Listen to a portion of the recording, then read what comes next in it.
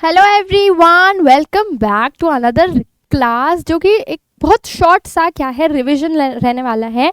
कौन से टॉपिक पे? मोडाल्स पे। सो बेसिकली मोडाल्स का जो पूरा टॉपिक होता है वो अगले 10-15 मिनट्स में आपका बिल्कुल क्रिस्टल क्लियर होगा। बेसिकली मोडाल्स क्या होते हैं? जो हमारे मेन वर्ब्स होते हैं जो एक्शन डिस्क्राइब करते हैं, जैसे कि सिंग, ईट, स्लीप, डांस, ये सारे जो वर्ड्स होते हैं ये ना हमारे होते हैं मेन एक्शन वर्ड्स। ठीक है, मेन वर्ब्स होते हैं। इनको जो चीज़ें, जो वर्ड्स सपोर्ट करते हैं, जो वर्ड्स इनके साथ यूज़ होते हैं उस सेंटेंस को कंप्लीट मीनिंग देने के लिए, उसको हम क्या है, मोडाल्स बोलते हैं।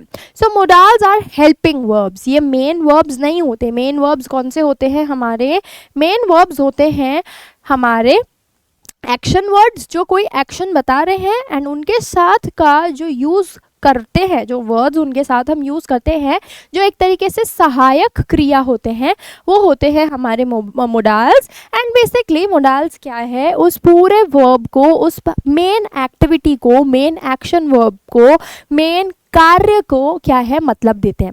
जैसे कि कोई भी एग्जाम्पल है कि शी कैन स्विम। अब यहाँ पे वर्ब क्या है? स्विमिंग। जो एक्शन हुआ वो कौन से वर्ड से हुआ? स्विमिंग से हुआ। एक्शन क्या है यहाँ पे? स्विमिंग का एक्शन है। एंड उस पूरे सेंटेंस को मीनिंग किसने दिया? कैन ने, ये बताते हुए कि वो स्विमिंग कर सकती है। मतलब कि उसमें स्विमिंग करने की क्या है, काबिलियत है, उसमें स्विमिंग करने की क्षमता है। तो ऐसे वर्ड्स जो किसी की क्षमता बताते हैं, जो किसी की काबिलियत बताते हैं, या कोई संभावना बताते हैं, कोई चीज़ पॉसिबिलिटी बताते हैं कि may be she can swim ऐसे करके, या कोई परमिशन बताने वाले वर्ड्स, या उसी के साथ साथ कोई नेसेसिटी मतलब कि आवश्यकता या ऑब्लिगेशन बताने वाले वर्ड्स होते हैं मोडाल्स। जैसे कि यू मस्ट स्टडी। अब यहाँ पे मेन वर्ब क्या है? स्टडी, पढ़ाई करना हमारा मेन वर्ब है। मस्ट एक क्या है, मोडाल है, जिसने पूरे सेंटेंस को क्या है, मीनिंग दिया, जिसने पूरे सेंटेंस का जो मतलब है उसको डिफाइन किया। यू कैन स्टडी क्या होता है कि तुम पढ़ सकते हो। ठीक है, यू मस्ट स्टडी मतलब कि तुम्हें पढ़ना ही होगा, तुम्हें पढ़ना ही चाहिए अभी। तो मस्ट ने और कैन ने सेंटेंस का मीनिंग चेंज कर दिया था। अगर मैं कैन यूज़ करती तो ऐसे आता कि ठीक है, पढ़ना है पढ़ो, नहीं पढ़ना है मत पढ़ो।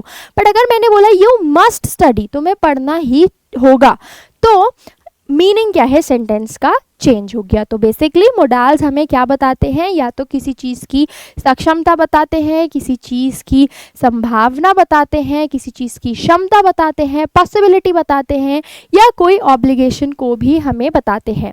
अब मोडाल्स कैसे यूज़ करते हैं हम सेंटेंसेस में? तो ये हमेशा बेस फॉर्म ऑफ वर्ब में हम यूज़ करते हैं, मतलब कि मेन वर्ब के साथ यूज़ करते हैं, क्योंकि ये क्या है, हेल्पिंग वर्ब होते हैं।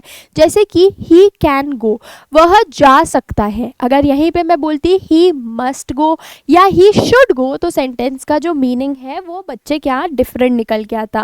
Do not change according to the subject. तो जो मोडाल्स होते हैं वो हमारे सेंटेंस के सब्जेक्ट के बेसिस पे, मतलब हमारा सेंटेंस जिस चीज़ के बारे में बात कर रहा है उसके बेसिस पे चेंज क्या है, नहीं होते। जैसे कि आई कैन सिंग। अब यहाँ पे सब्जेक्ट क्या है, आई, तो आई कैन सिंग, मोडाल भी क्या लगा, कैन लगा।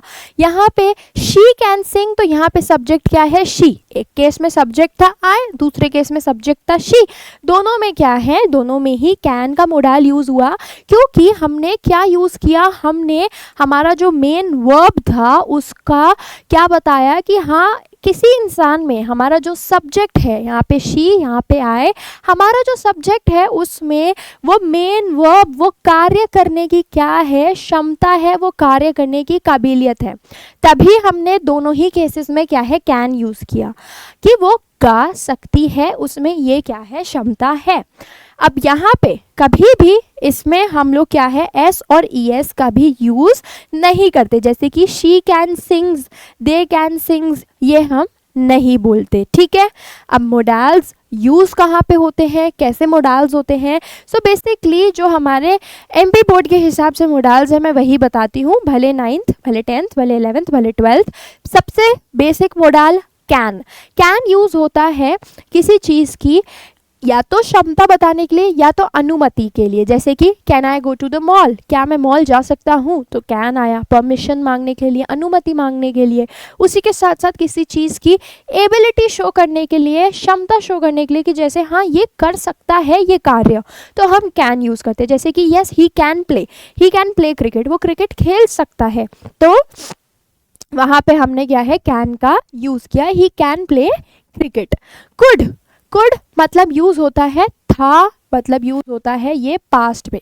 देखो इसका और इसका जो यूज़ है वो सेम है, ठीक है, इसका और इसका जो यूज़ है वो 80% टाइम्स क्या है सेम है, बस ये यूज़ होता था पास्ट में। जैसे मैं अभी स्विमिंग कर सकती हूँ, पर मैं जब छोटी थी तब मैं स्विमिंग नहीं कर सकती थी, तो I could not swim when I was 5, जब मैं 5 ईयर्स की थी तब मैं स्विमिंग नहीं कर सकती थी।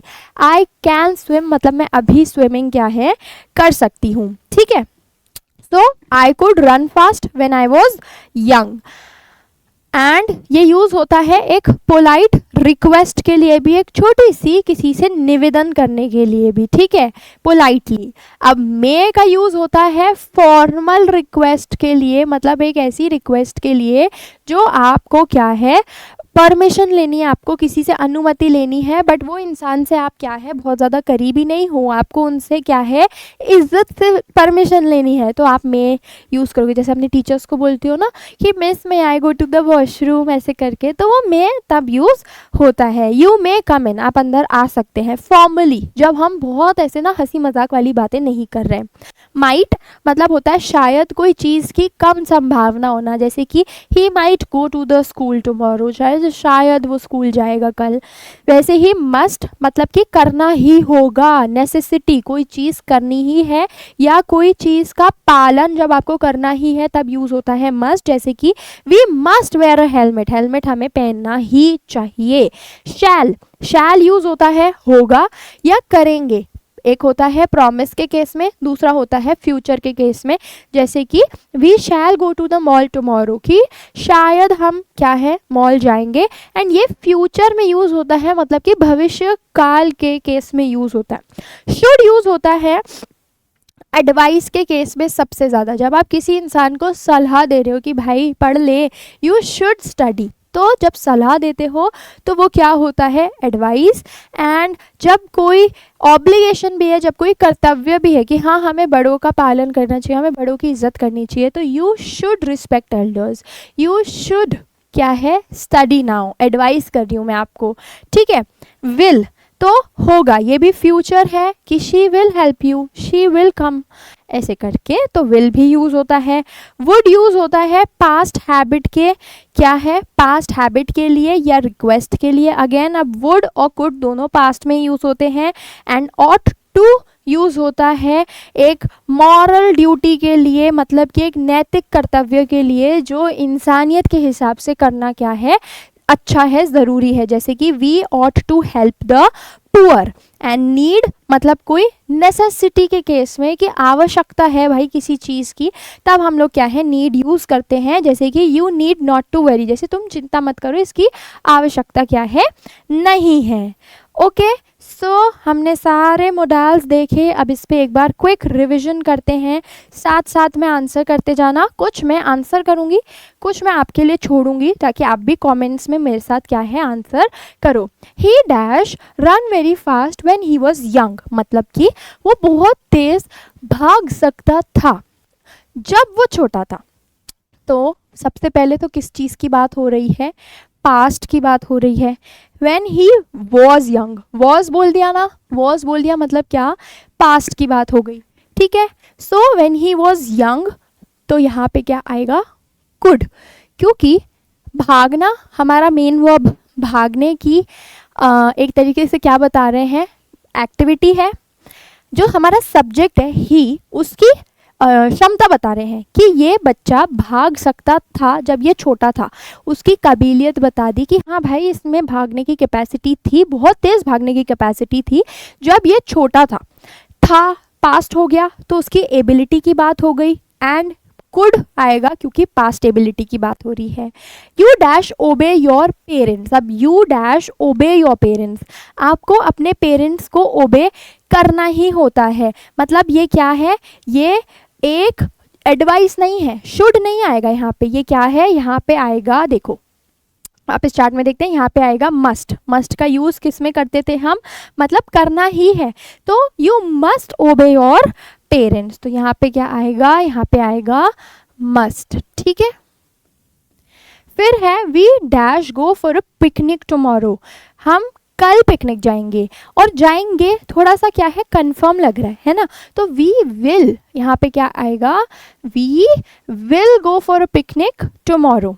You dash not park here, you dash not park here. अब ये तो एक ऐसी लग रही है कि ना, तो क्या दे रहे हैं, ऐसे एडवाइस दे रही है कि यार इधर शायद तुम पार्क नहीं करो, या you must not park here, वो भी हो सकता है, आप यहाँ गाड़ी खड़ी नहीं करो।